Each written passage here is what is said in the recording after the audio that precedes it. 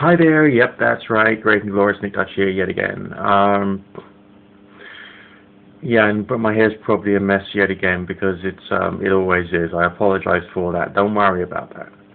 Anyway, I want to talk today about Gnosis, spelled with a G at the beginning. The word Gnosis means knowledge of sorts. Often it's a reference to a form of intuitive knowledge. Where does that intuitive knowledge comes from? Some variety of altered state of consciousness. Books on magic go into the term to a certain degree, but I don't think they go into it with sufficient depth to give anyone a very real understanding as to what is going on there. All you get is different perspectives. The main carrot which is dangled in front of the aspirants to magic is that of getting some kind of results, be it a change in the physical world or some kind of proof and or evidence that there is a reality beyond the physical, which, you know, in its own right is okay. But on the other hand, bearing in mind that the whole universe is so damn complex, can we really say that by lighting a candle and muttering a few words, we can actually change the course of history? The short answer to that would basically be no.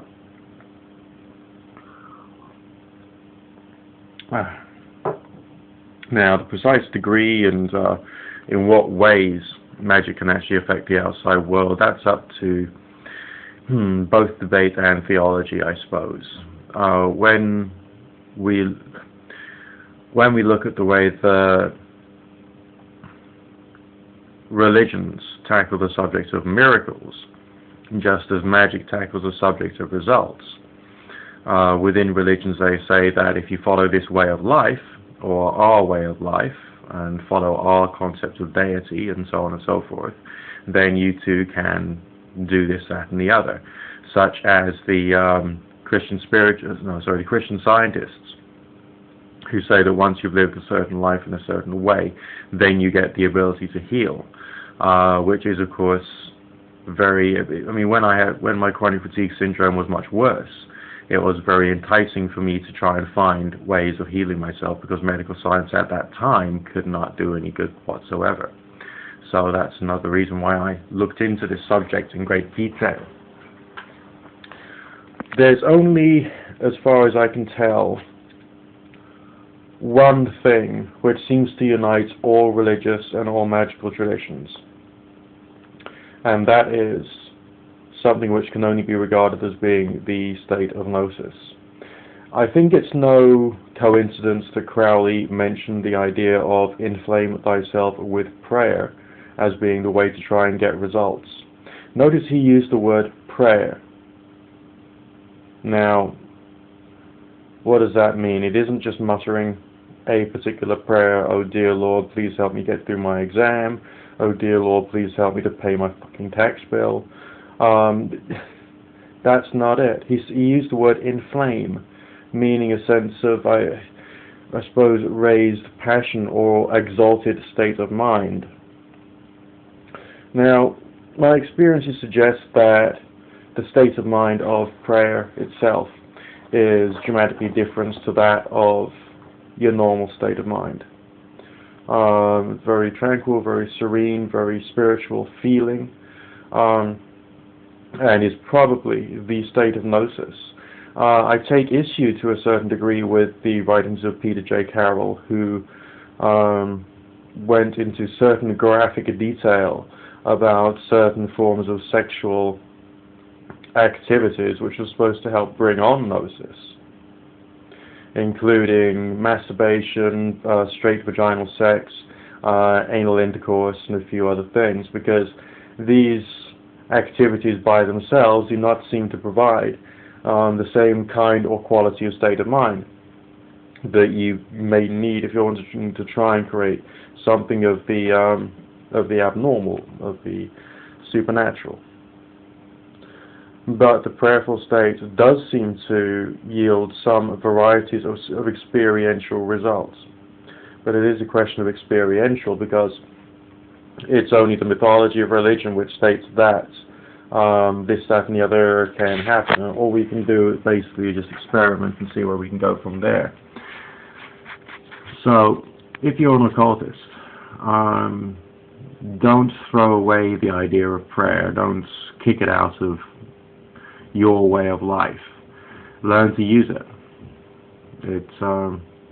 It can be a very interesting experience in its own right, and naturally will provide you with much more in the way of psychological and emotional control than just simply sexual activity, which I would say seems to be rather erratic in terms of your ability to keep your mind focused on a task, or to be able to create and sculpt a visualization in a certain manner to have a certain effect on something.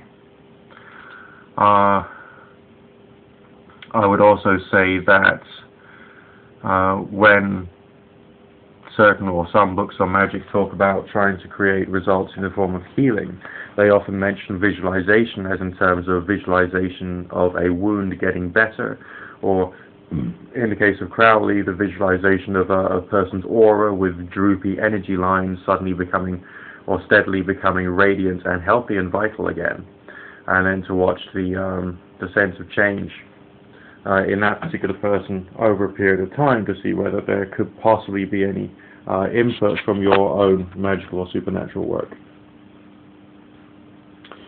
Now, if your visualization is supposed to be that precise, that careful, that meticulous, how in the name of all that's holy can you do it when whirling like a dervish or playing with yourself? I mean, think about it. Does that make any psychological, logistical sense? No. But could you do that if you were performing religious exercises such as prayer? Probably.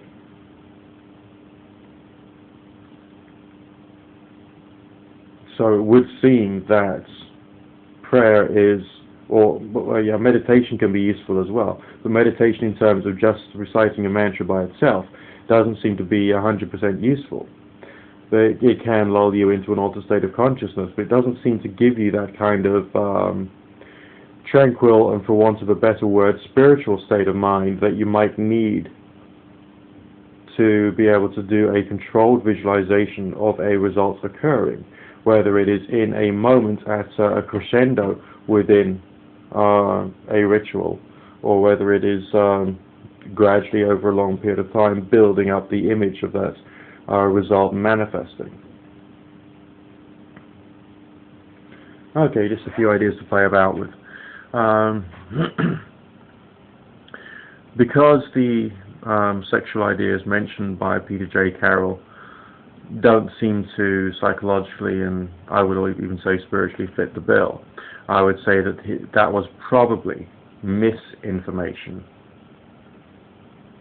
placed into his writings in order to stop people from being able to obtain any abilities in magic.